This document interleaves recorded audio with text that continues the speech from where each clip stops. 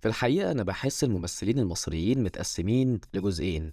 جزء مصري عادي جدا مفيش أي اختلاف بينه وبين أي حد، وناس تانية بحس إنهم بيمثلوا بطريقة وبشكل معين ما يعرفوش أي حاجة عن مصر اللي نعرفها. وقصدي هنا مش عنصرية خالص، بس هتلاقي كده في أفلامهم أماكن زي الحارة أو الشارع أو شخصيات زي الشباب في الأحياء الشعبية، بحسهم في التلفزيون حاجة وفي الحقيقة حاجة تانية خالص.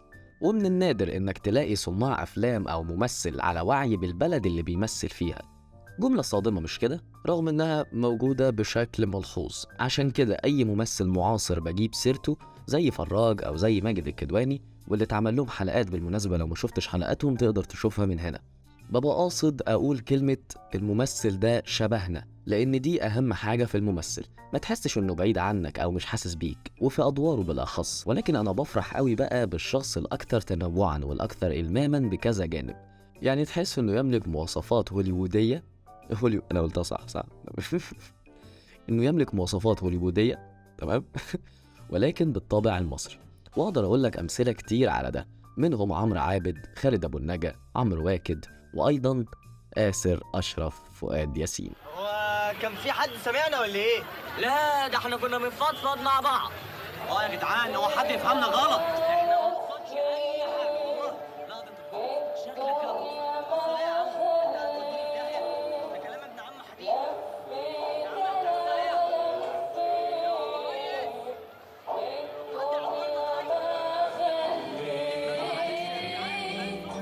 في الحقيقة مسيرة آسر ما كانتش هي الأكثر تشويقاً بين جيله، لأن تحس إن المجال كان بينده عليه من قبل ما يبقى ممثل. لأن بمنتهى البساطة بعد 5 عروض مسرحية في الجامعة الأمريكية شافوا المخرج الكبير خيري بشارة ورشحوا لدور مع محمد صبحي في مسلسل ملح الأرض سنة 2004، وبعدها ابتدى يشتغل في أعمال كتير حلوة ومع أسماء كبيرة جدا. وخلينا نقول إن السبب بيرجع لإمكانيات آسر ياسين الغير محدودة تقريبا، من صوته وملامحه المصرية، واللي فعلا تثبت إنه شخص يليق عليه أدوار البطولة، لأنه نموذج خام للوسامة المصرية، حاجة كده شبه خالد النبوي. ولكن خلينا نعرف أكتر عن آسر عشان نعرف نتكلم عنه.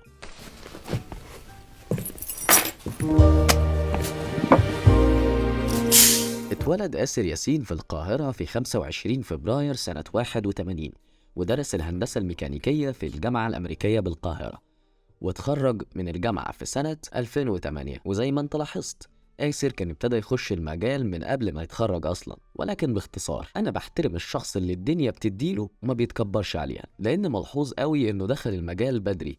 ولكن أجمل حاجة في آسر ياسين هو تطويره من ذاته عشان ما يبقاش أقل من أي حد، وتقديمه أعمال كتير جدا للفن.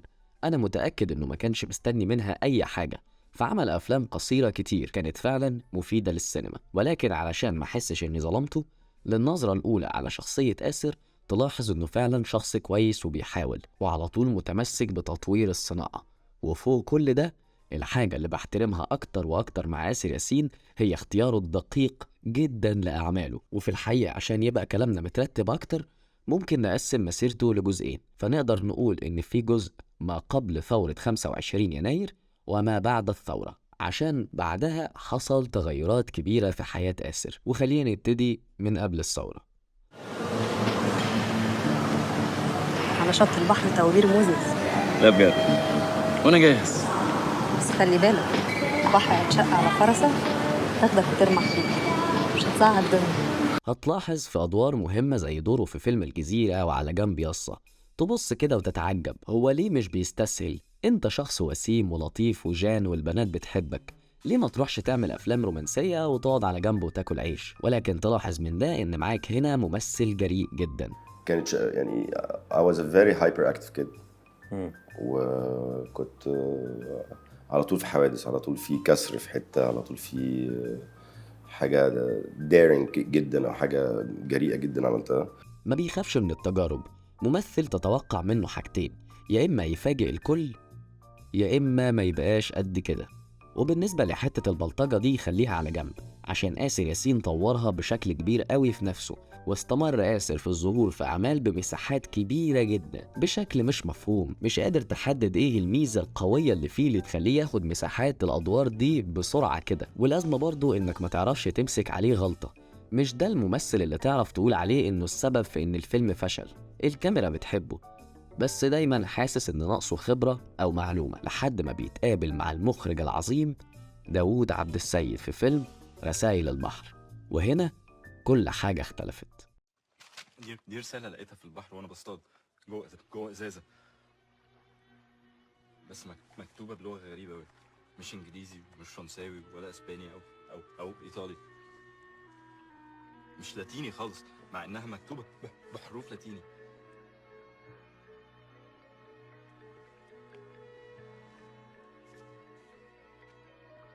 ده قاموس لاتيني؟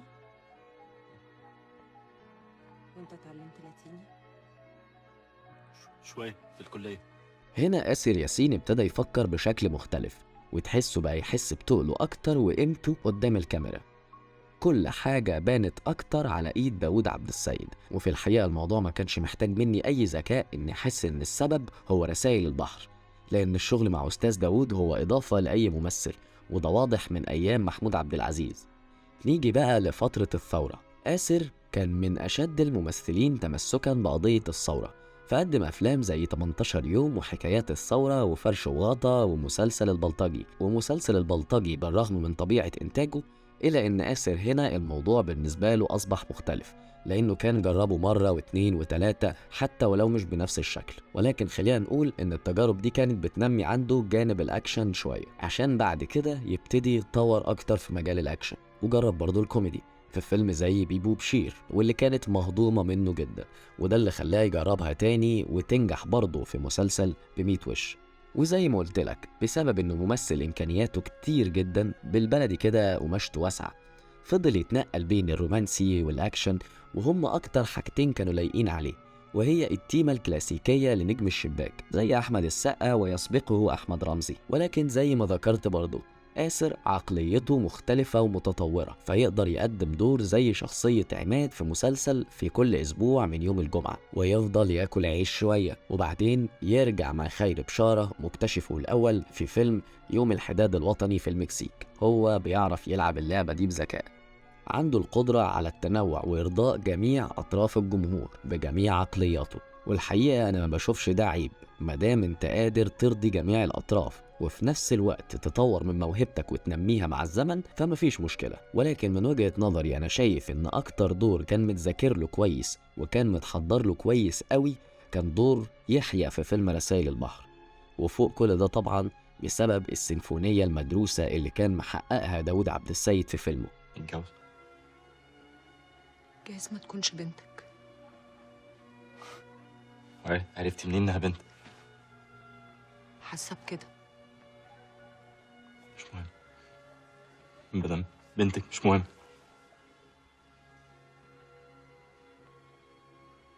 هتتجوز موس؟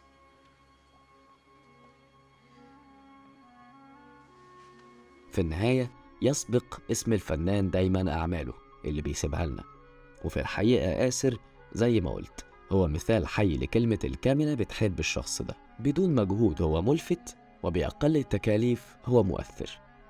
وبس كده.